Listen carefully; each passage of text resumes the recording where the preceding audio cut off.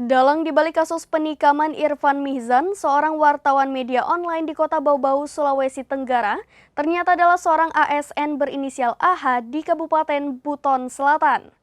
Kecurigaan Irfan terhadap pelaku sebelumnya ternyata benar adanya.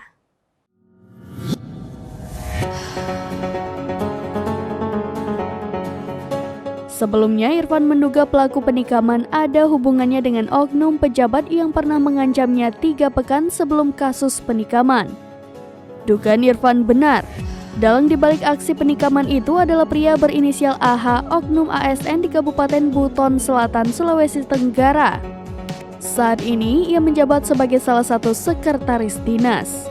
Akibat peristiwa itu, Irfan mendapatkan 20 jahitan di tangan kanan dan 10 jahitan di lengan kiri. Irfan mengatakan sekitar 3 pekan sebelumnya ia sempat diancam oleh seorang oknum pejabat di Buton Selatan. Ancaman itu diterimanya melalui pesan WhatsApp pada 5 Juli 2023 lalu. Menurut Irfan, ancaman muncul usai ia menerbitkan berita dugaan kasus korupsi pembangunan bandara kargo di Kabupaten Buton Selatan.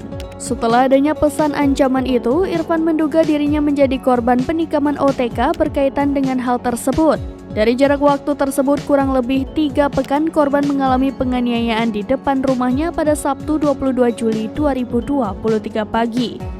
Insiden penikaman itu terjadi di Perumnas Waruruma, Kelurahan Waruruma, Kecamatan Kokalukuna, Kota Bau-Bau. Kapolres Bau-Bau AKBP Bung In Masukan Misalayuk mengatakan, AH menjadi aktor di balik penikaman wartawan. Tersangka AH dan korban tersebut intens melakukan komunikasi dan dari komunikasi tersebut pelaku menyampaikan tidak senang kepada korban.